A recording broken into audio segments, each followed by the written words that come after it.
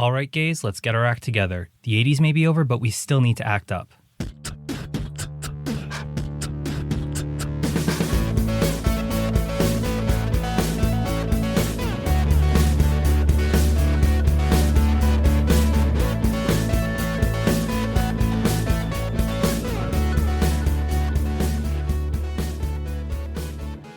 Hello, my LGBT cuties, and welcome back to another episode of A Jaded Gay. I'm Rob Lovelace, and today I am a non-jaded gay because after a months-long ordeal, my car is finally fixed. I don't know if I mentioned this on the podcast, but back in October, I got in a car crash. I was stopped in traffic in the tunnel, and a tractor trailer hit the car behind me, who then hit me, and both cars also drove off. So luckily I was okay. There was no major damage to the car structure itself, but the bumper was really banged up, couldn't really open the trunk. And I immediately took it to the shop to get fixed, but I had to wait like a month after the accident for somebody to be available to actually fix it.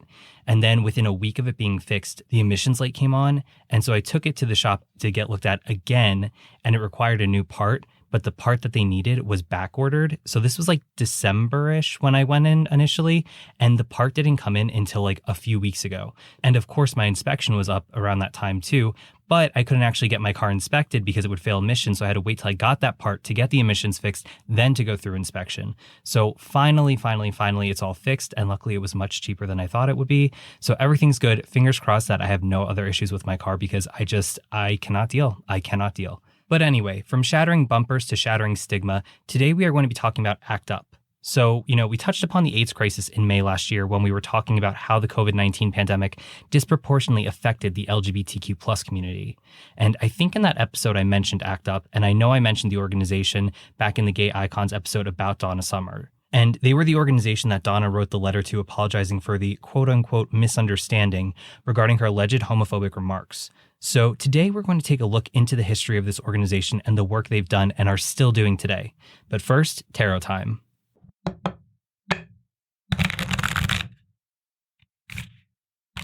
Uh-oh, today's card is the Devil, which typically is a scary looking card in the tarot.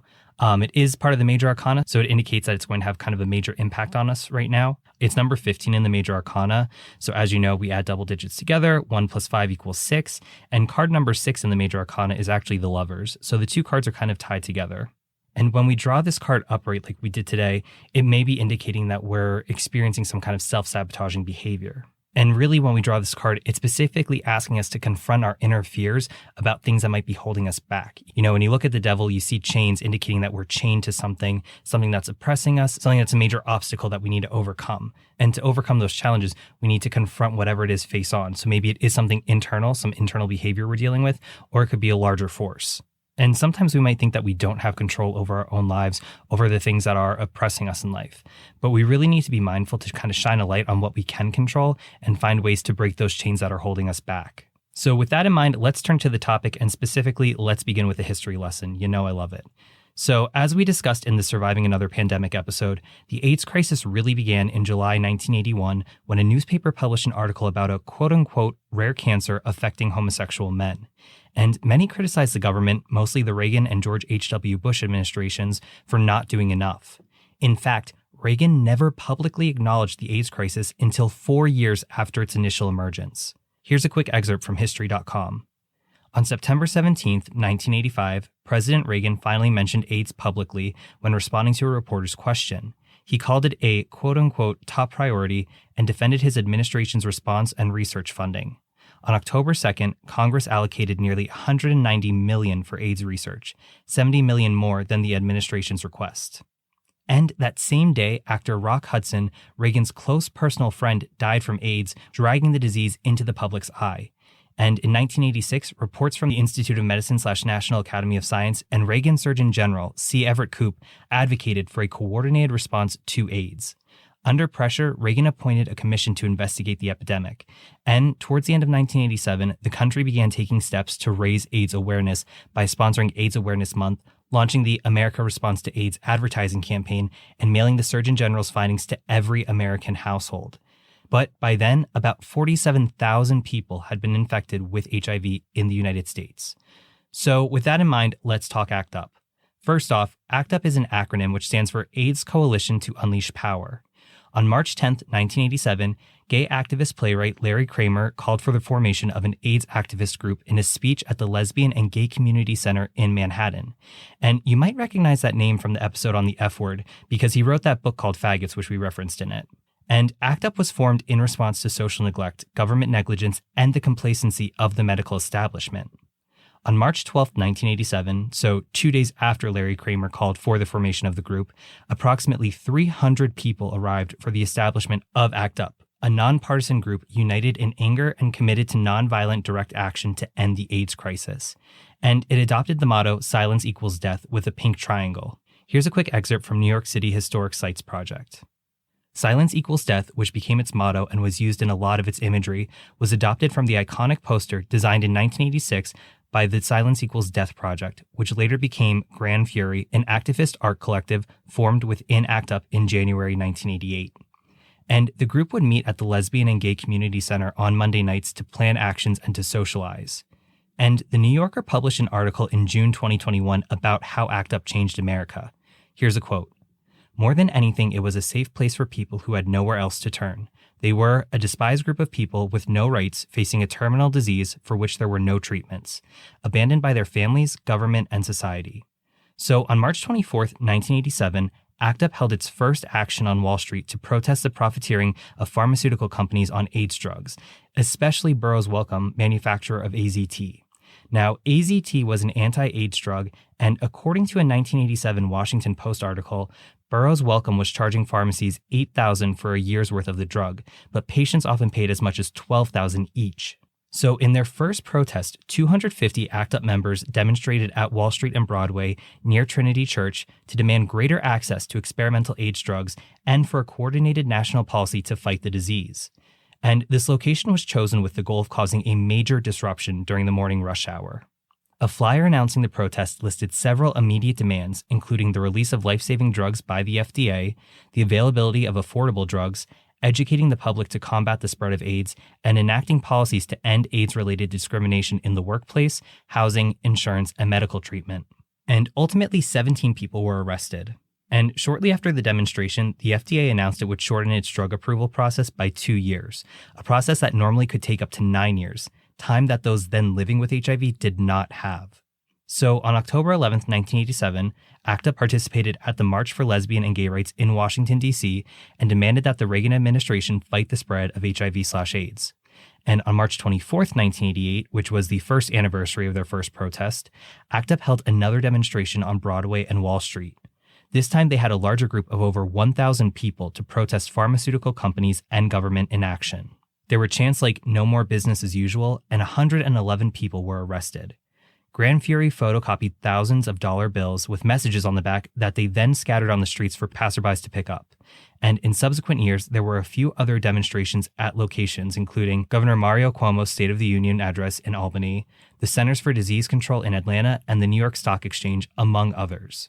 And one of the demonstrations I find really interesting from that time is their Stop the Church protest at St. Patrick's Cathedral on December 12, 1989.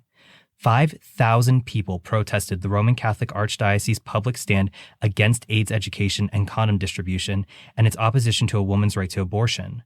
Originally, it started out as a silent die-in. So during the homily, protesters laid down on the floor and staged a silent death. However, it seemed to have little effect, and Cardinal John O'Connor continued on with Mass. As a result, Michael Petrellis, an AIDS and LGBTQ+ activist, stood on a pew and shouted, "You bigot O'Connor, you're killing us." According to Wikipedia, the cathedral then descended into pandemonium. A few dozen activists interrupted Mass, chanted slogans, blew whistles, quote-unquote, kept up a banshee screech, chained themselves to pews, threw condoms in the air, waved their fists, and lay down in the aisles to stage the die-in. And in the late 80s, ACT UP chapters were also founded in Los Angeles and Boston and New England. And I mentioned Grand Fury earlier. According to Wikipedia, Grand Fury functioned at the anonymous art collective that produced all of the artistic media for ACT UP. The group remained anonymous because it allowed the collective to function as a cohesive unit without any one voice being singled out. The mission of the group was to bring an end to the AIDS crisis by making reference to the issues plaguing society at large, especially homophobia and the lack of public investment in the AIDS epidemic, through bringing artworks into the public sphere in order to reach the maximum audience. The group often faced censorship in their proceedings, including being rejected for public billboard space and being threatened with censorship in art exhibitions. When faced with this censorship, Grand Fury often posted their work illegally on the walls of the streets. Also, in 1989 or 1990, I can't find a definitive answer, Diva TV, an affinity group for ACT UP, was formed. It stands for Damned Interfering Video Activist Television and videotaped and documented AIDS activism. Here's a quote. Although less as a quote-unquote collective after 1990, Diva TV continued documenting over 700 camera hours, the direct actions of ACT UP, activists, and the community responses to HIV and AIDS, producing over 160 video programs for public access television channels, as a weekly series AIDS Community Television from 1991 to 1992, and from 1994 to 1996, the weekly call-in public access series ACT UP Live, film festival screenings, and continuing online documentation and streaming internet webcasts. Now, fast forward a bit to January 23rd, 1991.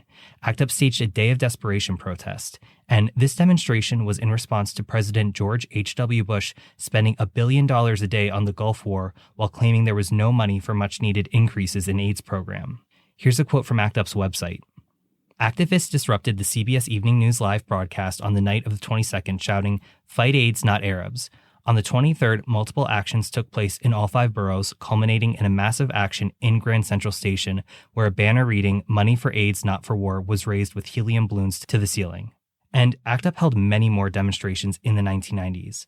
Now, I'm not going to go into every one, but I've included the link to their timeline in the episode description, so I definitely recommend checking it out. But as we get into the mid to late 90s, we see a change in medical treatment for people with AIDS. Specifically, in 1996, antiretroviral treatments came onto the market that dramatically changed the prognosis for people living with HIV, making it possible for many people to live long-term lives with the virus. And even though treatment had improved, ACT UP still continued to fight for LGBTQ+ rights in the late 90s.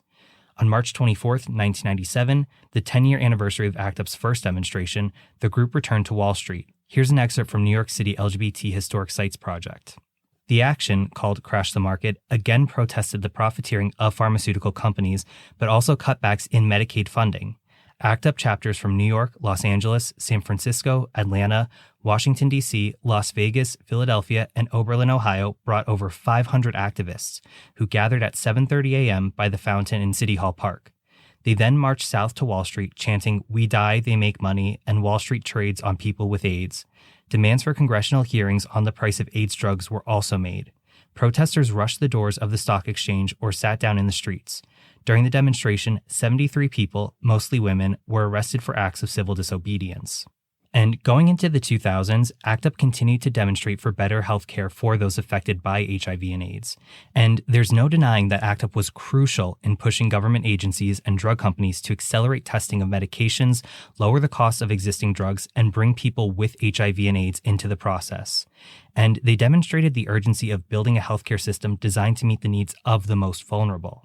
And they're still active today. As noted on their website, HIV/AIDS is not history. HIV/AIDS is very much with us. And today, they fight for sustained investment in research for new medicines and treatments for HIV/AIDS and related co-infections, equitable access to prevention and care for HIV/AIDS and healthcare in general, and tackling the structural drivers of the HIV/AIDS epidemic, such as stigma, discrimination, and poverty.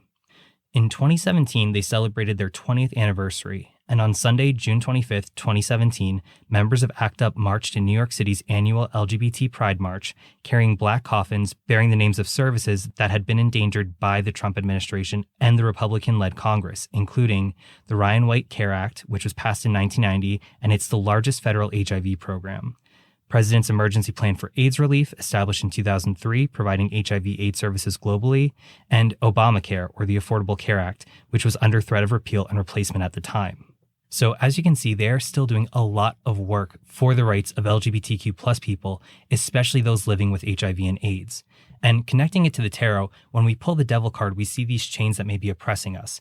And while it could be frustrating and feel like we have no control over our lives, this card's really shining a light for us to confront our fears and overcome those things that are holding us back and find what we can control to break those chains. And that's not an easy thing, but especially not in the 1980s. LGBTQ plus people then had even less rights than they do now. And on top of that, with the emergence of the AIDS pandemic, really, it felt like there was nobody fighting for them in their corner. They were left to fight this deadly disease themselves with little support from their family, friends, and government.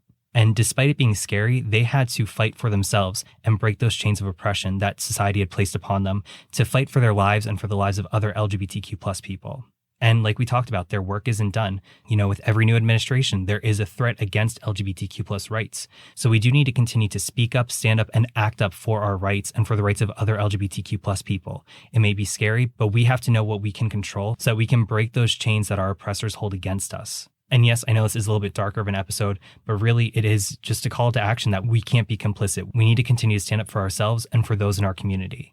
So with that being said, thank you once again for listening. Please remember to rate, review, and subscribe. If you have any feedback or questions, you can reach out to me, rob@ajadedgay.com. You can follow the podcast on Instagram, TikTok, SoundCloud, and YouTube @ajadedgaypod. You can follow me personally, Rob Loveless, on Instagram @Rob_Loveless. You can also support the show for as little as $1 a month on Patreon @ajadedgay.